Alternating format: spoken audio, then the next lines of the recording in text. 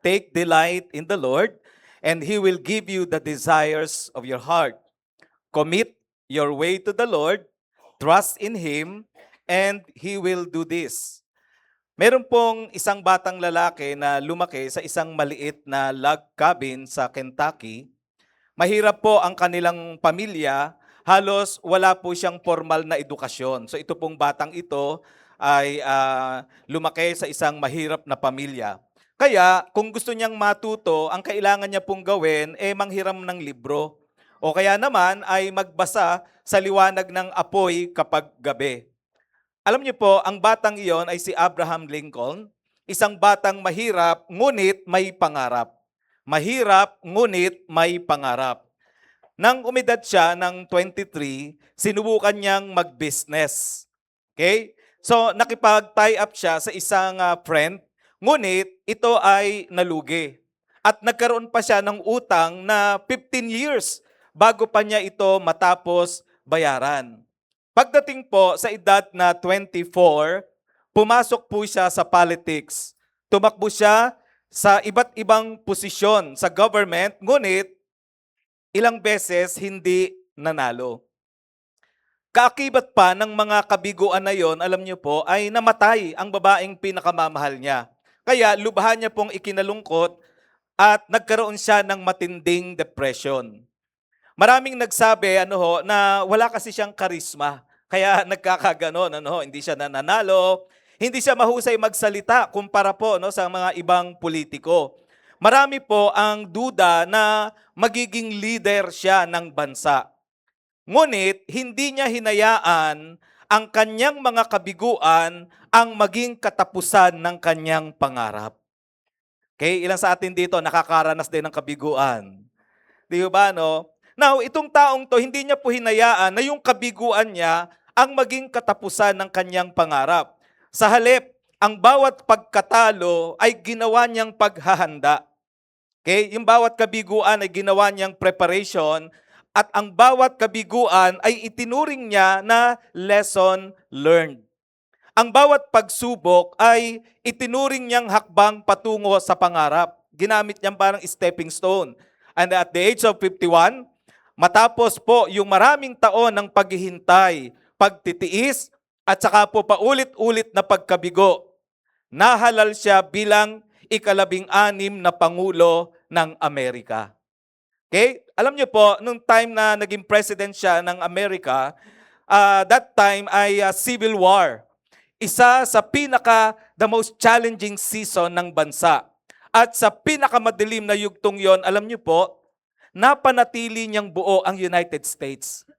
No? Dahil sa kanyang leadership, napanatili niya na united.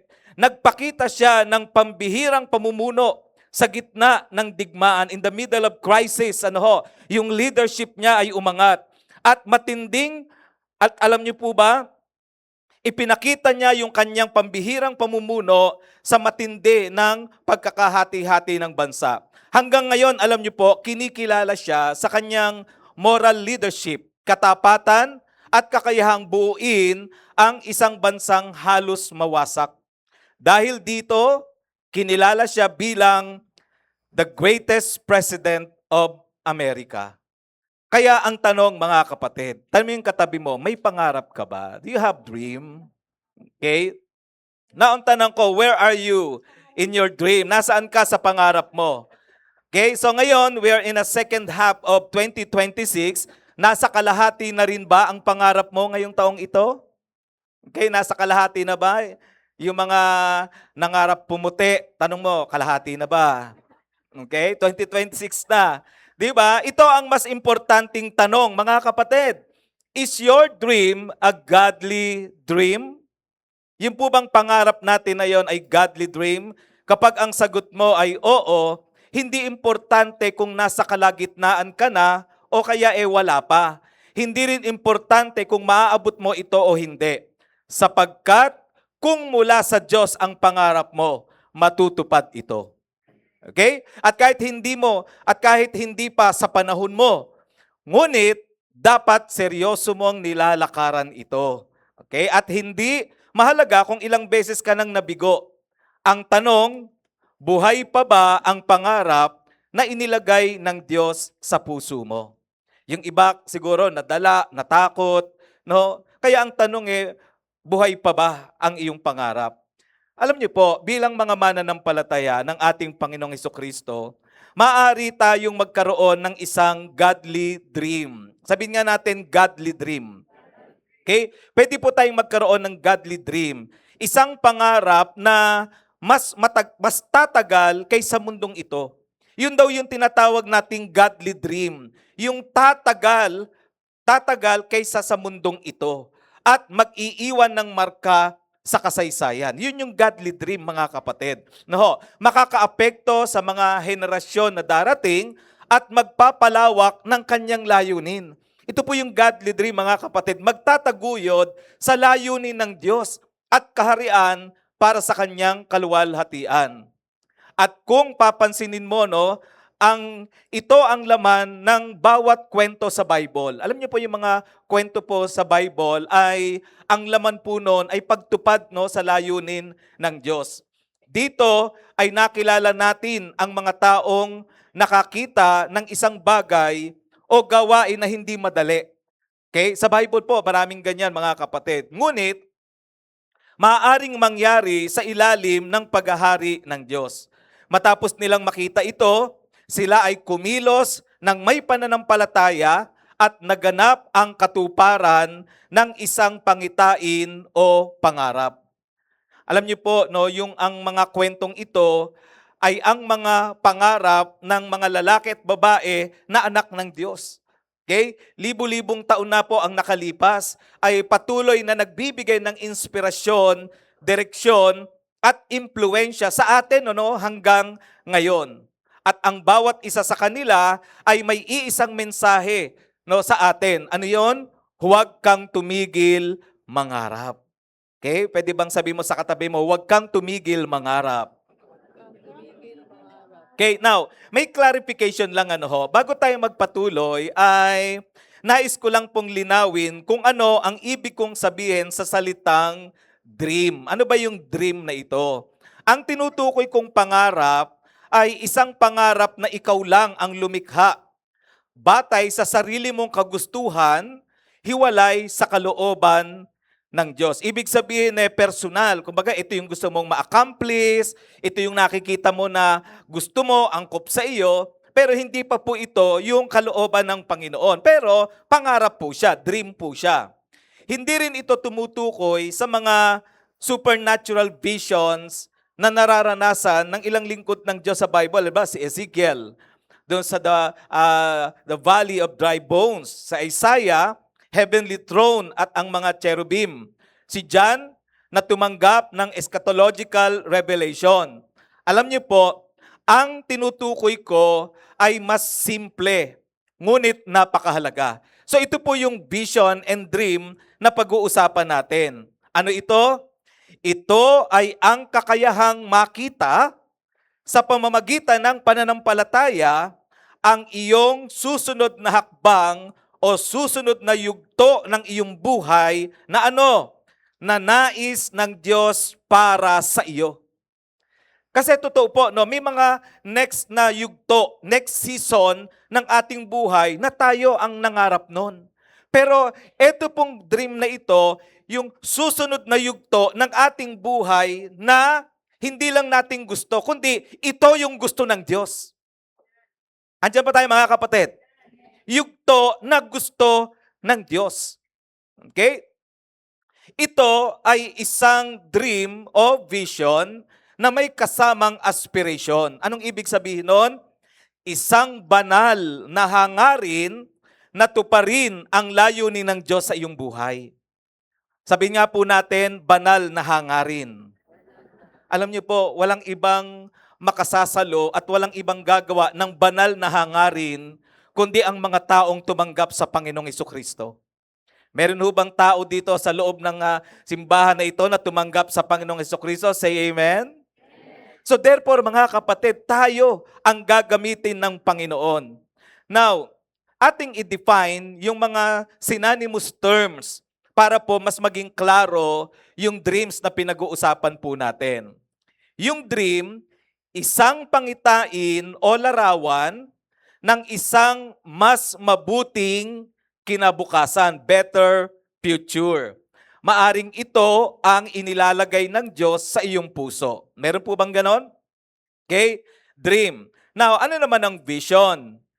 Isang malinaw na direksyon o layunin para sa hinaharap. A clear direction.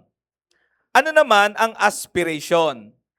Isang marangal na hangarin o mithiin. Aspiration. Ano naman po ang ambition? Okay?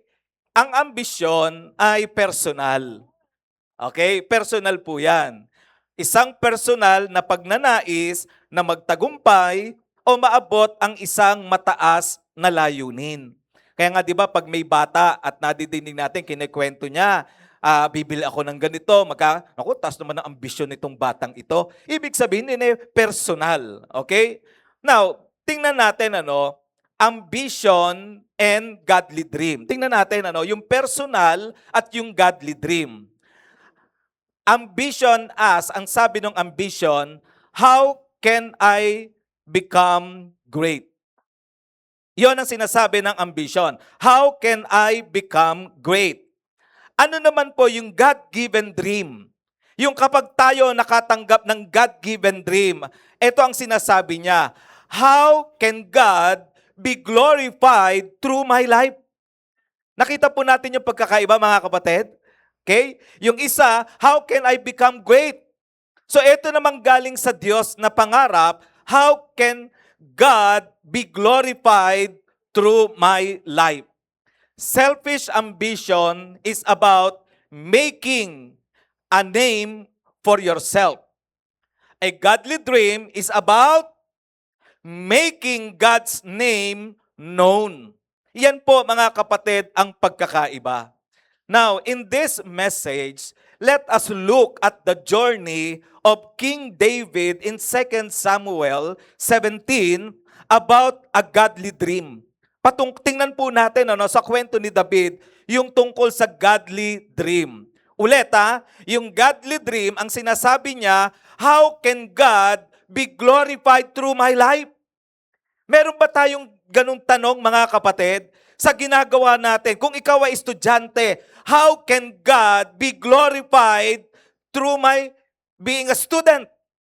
Kung ikaw ay nagnenegosyo, how can God be glorified through my business? Hello? Diba? So, ano man ang iyong ginagawa, ano man ang alam mo na itataguyod ng buhay mo, no? Whether ito ay kabuhayan, siyempre ayaw naman natin na maghirap, magutom, pero doon sa mga gusto nating gawin, ang tanong how can God be glorified through my life? Hindi masama ang magkapera, ang yumaman, o ang magkaroon ng mga bagay na nandito sa mundo. Kaya lang ito ang pinaka-importante, no? How can God be glorified through my life? How can God be glorified through my life? Now, tingnan po natin in the godly dream of David, ano yon? To build a permanent temple for God. Ang mapatayuan ng isang permanenteng templo ang Diyos.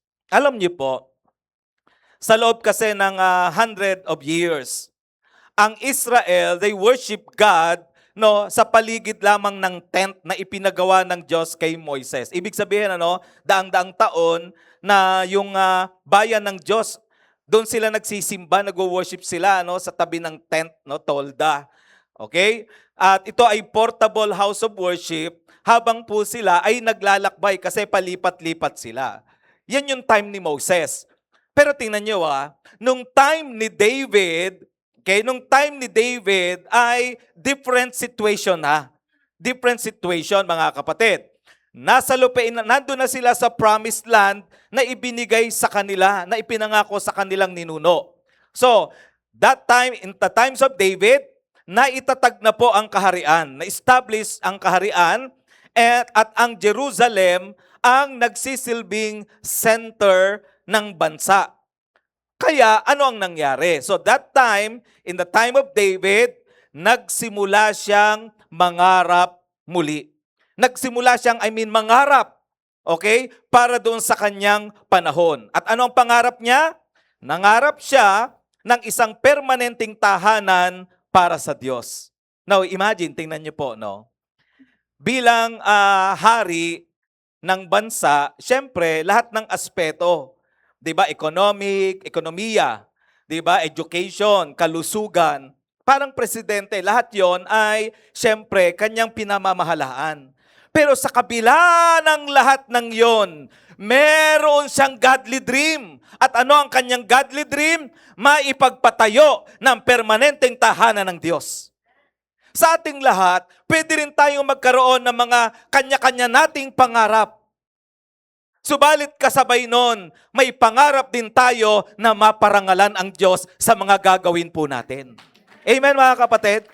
So ito po, yung nakita natin sa buhay ni David. Nangarap siya ng isang permanente, isang templo kung saan ang mga tao ay makakasamba sa Diyos. So this is not about him only.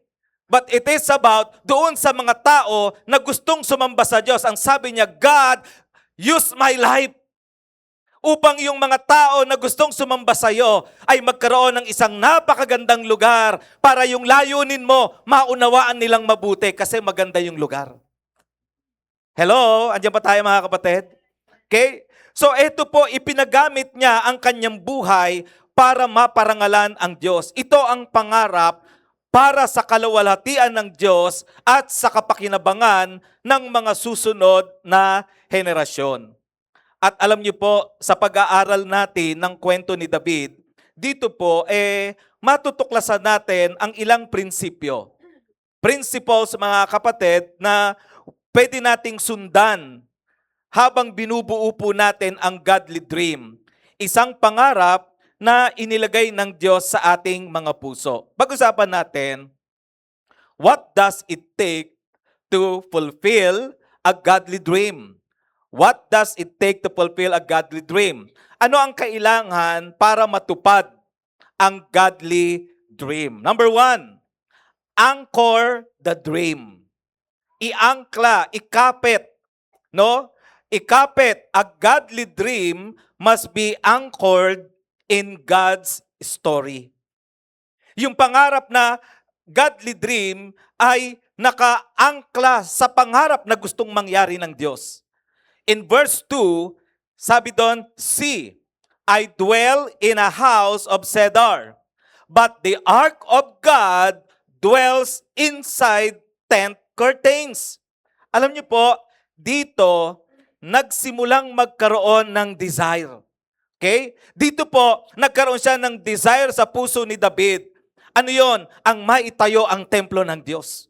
Nakaangkla, no, sa pangako ng Diyos, nakaangkla sa story ng ating Panginoon. Ngunit, yung ideya na iyon na makapagpatayo ng templo ng Diyos, alam nyo, hindi po ito basta biglang pumasok sa isipan. Hindi po ito isang bunga ng kanyang impulsive decision. Kasi sumaya siya, ay nako, papatayo ako ng church. Di ba? May nanlibre sa kanya, oy, papatayo ako ng church.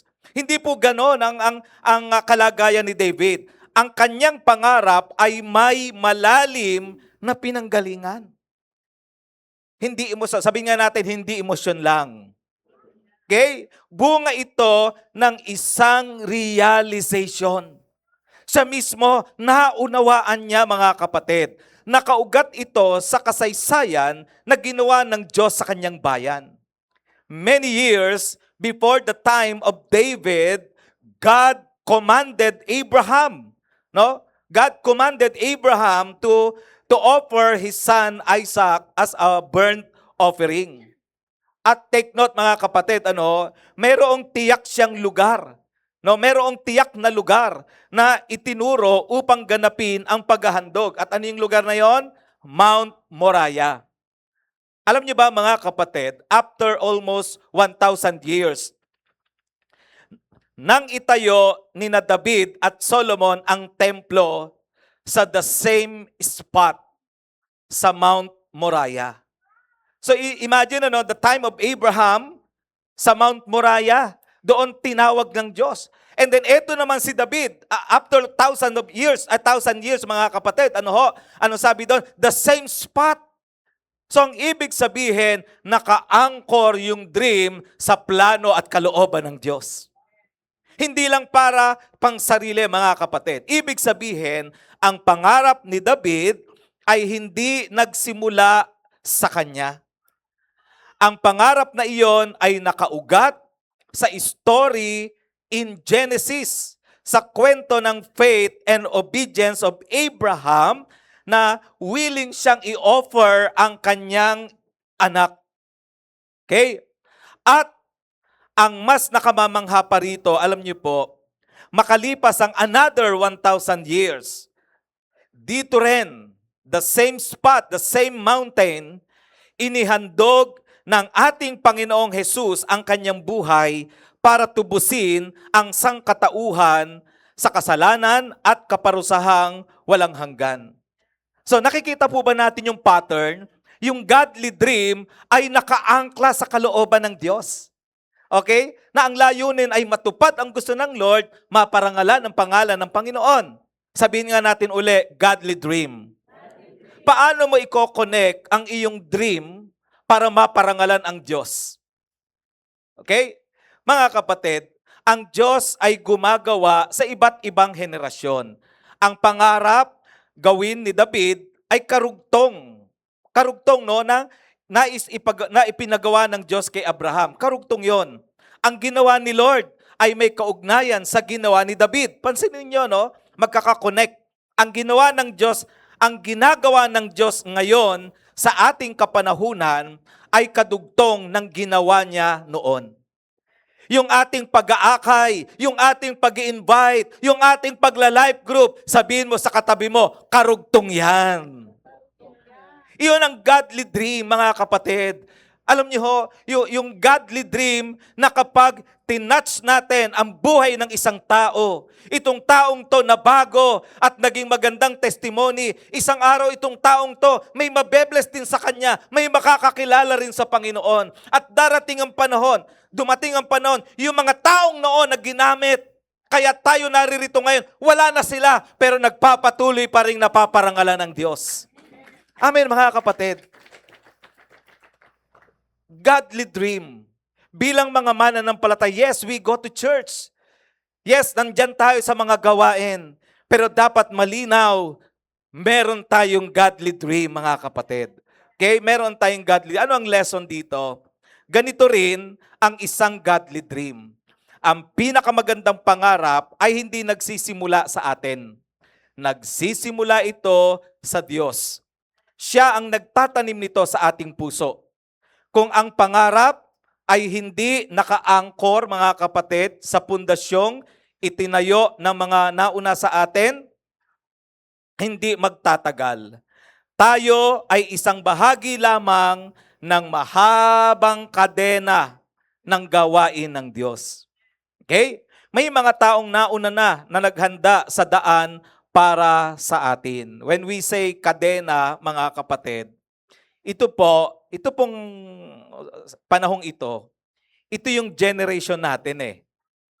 Yung mga naunang generation, wala na. Okay?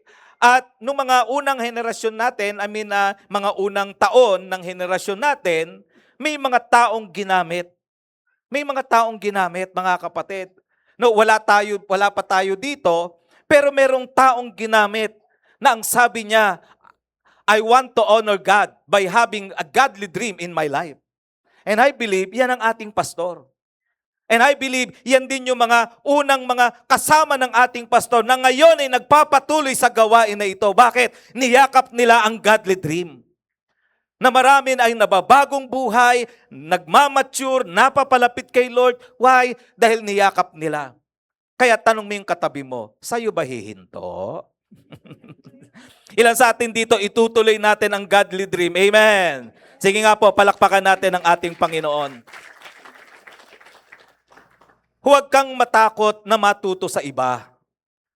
Don't be afraid to learn from others. Obserbahan mo kung paano kumilos ang Diyos sa kanilang buhay. Pag-aralan mo. No, makita natin kung paano ba ang isang Kristiyano na magkaroon ng godly dream. Maganda na tayo ay nagsisimba, umuuwi, pero paano ba magtaglay ng godly dream? Pwede nating tingnan, masdan, aralin ang buhay ng ibang mga mananampalataya marahil nauna sa atin o marahil yung mga kasama natin. Matuto tayo doon mga kapatid upang tayo din ay makagawa at magkaroon ng godly dream. Doon, madalas nagsisimulang hubugin ng Diyos ang ating mga pangarap. Kaya kung gusto mong matuklasan ang pangarap na inilaan ng Diyos sa iyo, balikan mo ang iyong buhay. Review din kapag may time. Di ba? No? Review rin kapag may time. Halimbawa, ano ang history ng iyong spiritual journey? Paano mo nakilala si Lord? Paano ka napunta sa GLCM? O bago mapunta ng GLCM, ano yung mga nangyari sa iyong buhay? Ano ang mga bagay na talagang inilagay ng Diyos sa puso mo? Ano ang mga karanasan na ginamit niya upang hubugin ka? At ngayon, narito ka, nauunawaan mo, dapat pala may godly dream. Then it's time for you to ask God, Lord, gamitin mo ako, bigyan mo ako ng godly dream. Amen, mga kapatid? Bigyan mo ako ng godly dream. Do not write a different story. Anchor your dream in God's story. So, number 1, anchor your dream. Number 2, mga kapatid, visualize your dream. Reproduce it into a clear mental picture. In verse 3, sumagot si Nathan, isagawa mo ang iyong iniisip, sapagkat si Yahweh ay sumasa iyo. Now, take note, visualize your dream.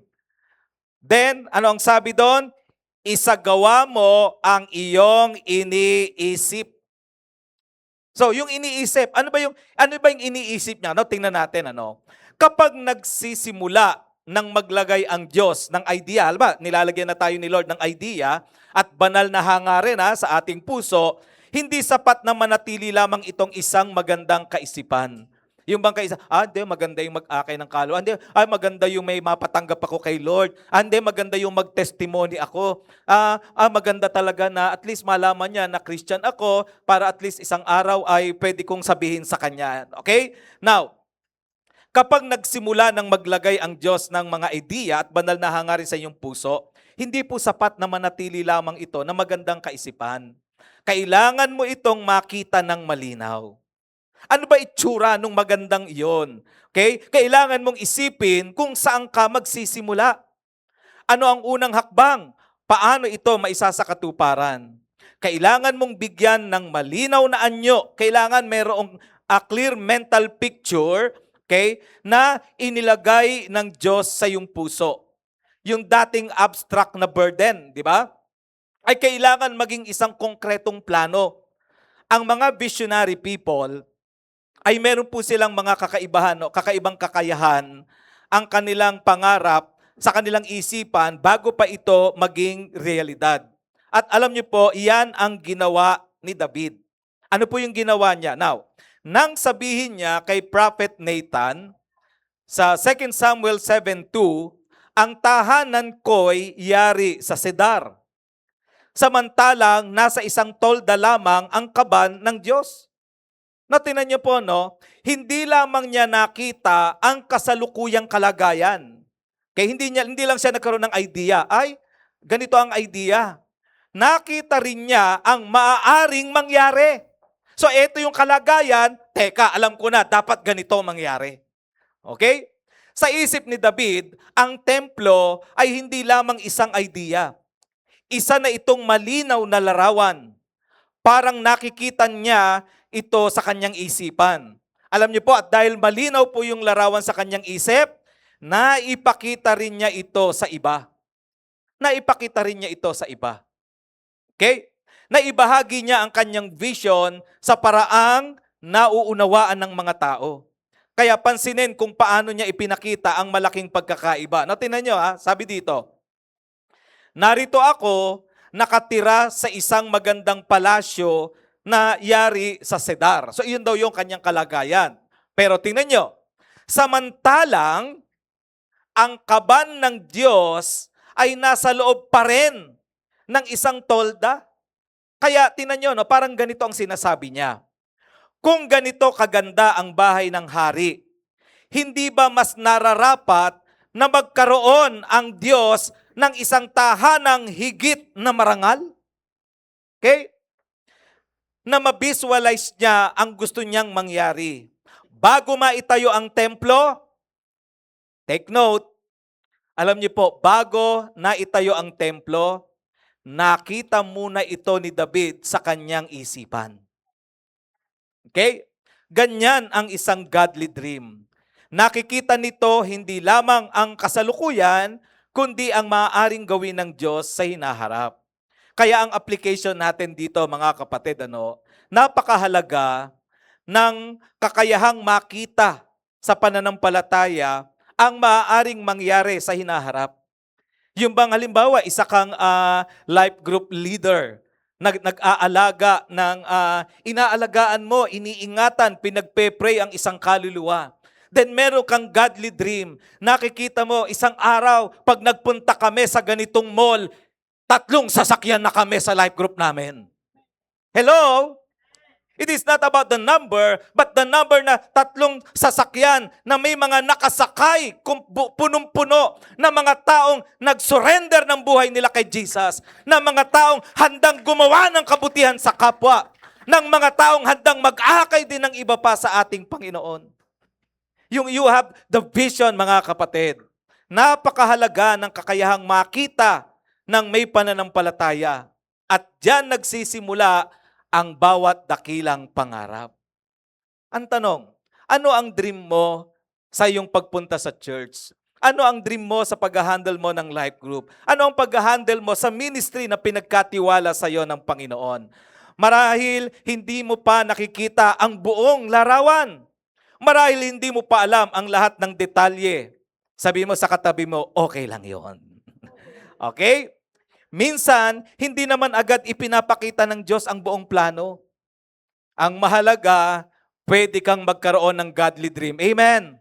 Kaya lang kung minsan, alam nyo, may mga humahadlang, naku, gustong-gusto ko yung godly dream, gustong-gusto kong maipakilala si Lord. Kaya lang baka humadlang ang aking sarili. Hindi, mga kapatid, ang Diyos ang bahala. Dahil alam ng Lord ang puso mo na gusto mong magpagamit. At kung ano man yung ginagawa mong hadlang, parang hadlang na nakikita mo, sabi mo sa katabi mo, bahala ang Panginoon.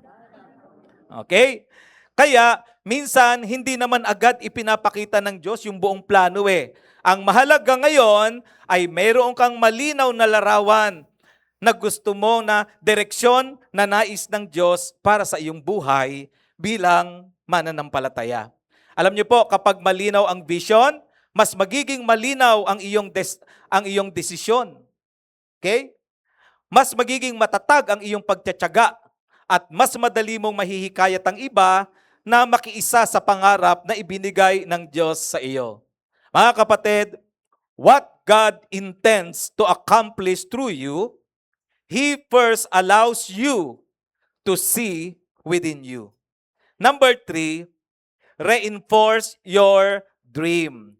Reinforce your dream with determination even when things do not go your way. 1 Chronicles 22 verse 5. Sabay-sabay nga po nating basahin. 1, 2, 3, go! Ng anak kong si Solomon at wala pa siyang karanasan. Dahil dito'y ihahanda ko ang lahat ng kailangan. Kailangang ito'y walang kasing ganda upang ito'y matanyag at hahangaan ng buong daigdig. Naghanda nga si David ng napakaraming kagamitan bago pa siya mamatay.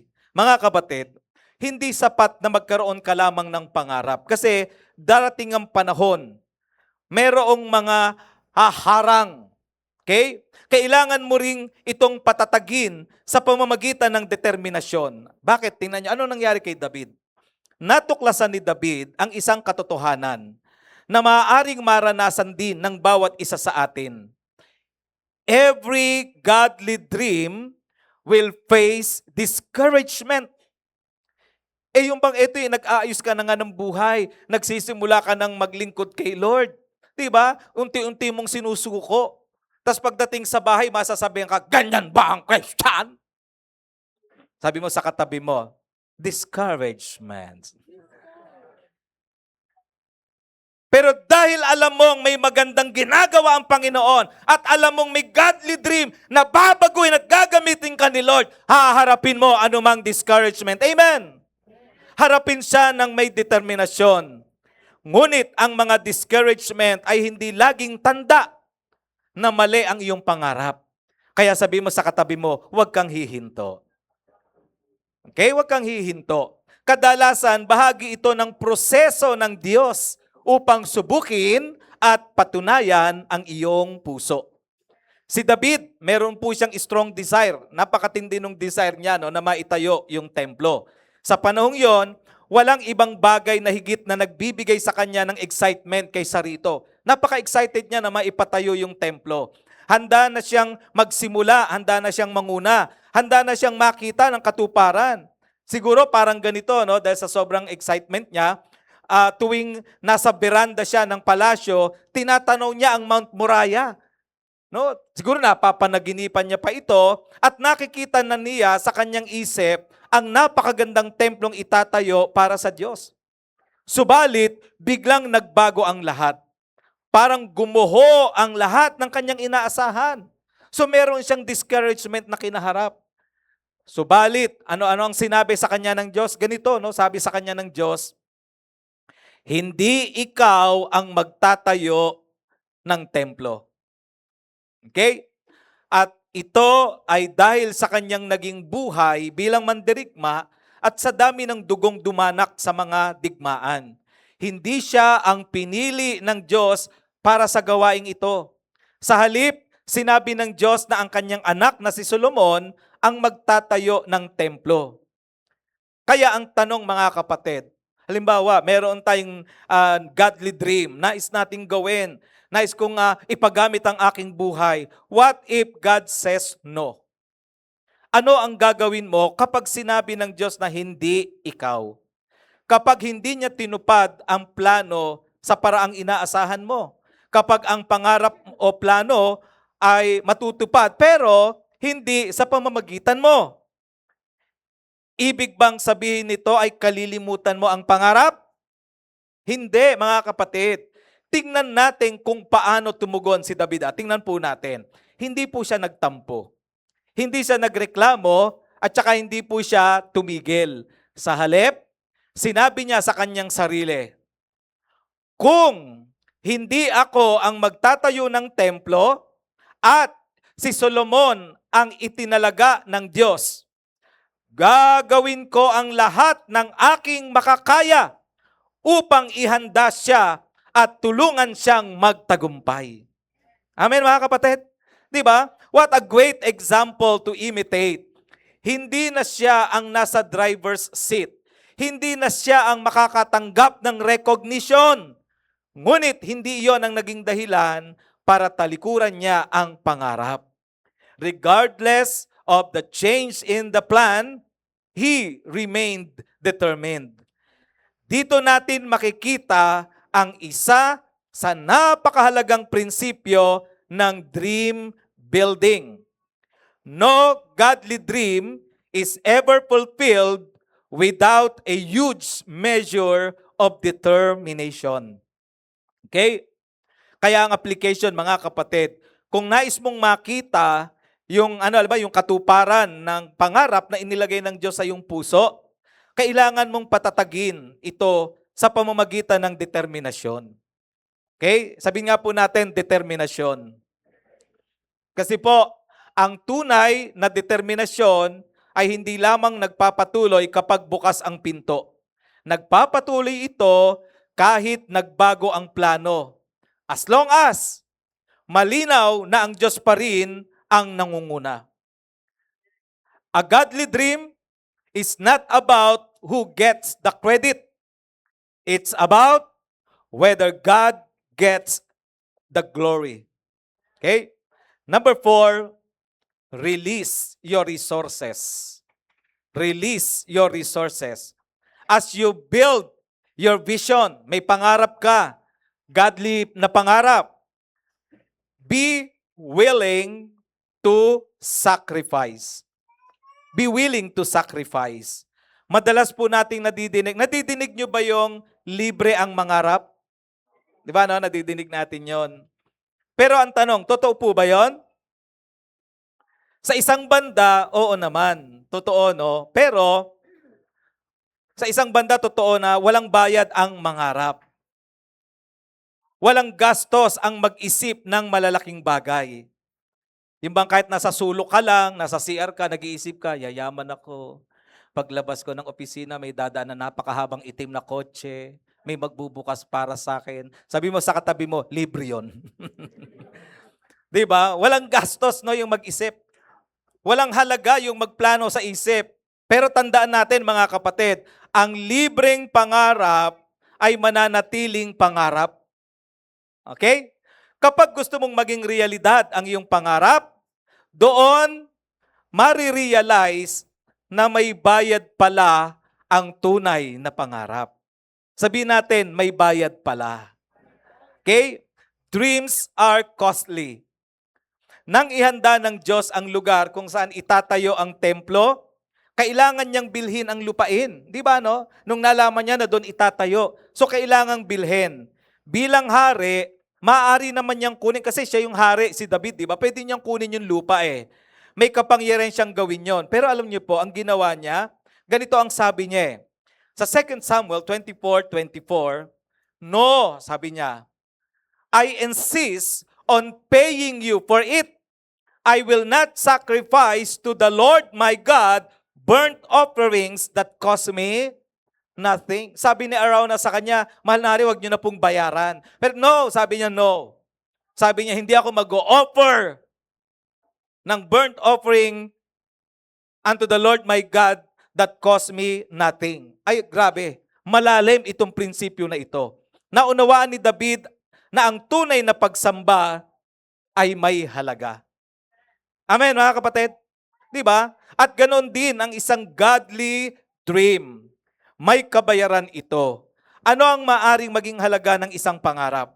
Maaring pera, maari pong panahon, lakas, maaring ang paglabas mo sa iyong comfort zone. Pwedeng ganon, mga kapatid. Maaring kailangan mong tiisin ang puna at pagbatikos ng ibang tao. O kaya naman maaari mong harapin ang tukso ng pagdududa at kawalan ng pananampalataya. May mga hadlang na hindi mo inaasahan. Pero alam niyo po, bigla na lamang lilitaw. Bigla namang lilitaw. May mga taong inaasahan mong tutulong, pero iiwan ka. Mayroon ding mga pagkakataong pakiramdam mo ay mag-isa ka na lamang. Yan ang presyo ng isang pangarap. Ngunit kung ang pangarap na iyon ay tunay at nagmula sa Diyos, magiging handa kang bayaran ang lahat ng ito. Kailangan mong tanggapin na ang bawat godly dream ay may kasamang sakripisyo. Amen, mga kapatid? May kasamang sakripisyo. Kaya ang malalaking pangarap ay may malaking halaga. Kung minsan oras, yaman, kaginhawahan, minsan ang hinihingi nito ay ang iyong buong buhay. Pero mga kapatid, tandaan po natin you will never regret. You will never regret any sacrifice that advances the purposes of God. You will never regret. Kung may karanasan ka na may natupad na isang pangarap na ibinigay ng Diyos, alam mo ang ibig kong sabihin. Bawat luha, bawat sakripisyo, bawat paghihintay, bawat halaga na iyong ibinayad, lahat yon, mga kapatid, ay nagiging maliit kung ihahambing sa kagalakan na makita mong natutupad ang layunin ng Diyos sa iyong buhay. Dreams that cost nothing are usually worth nothing. But dreams that cost you something often become the ones God uses to change everything. I just want to share a personal dream no, na may kinalaman din sa aking calling, mga kapatid, na tinupad ni Lord. During my church assignment in Maykawayan, Bulacan, naglagay ang Diyos sa puso ko ng burden na mag-reach out sa mga estudyante, mga student. Kaya merong prodigy.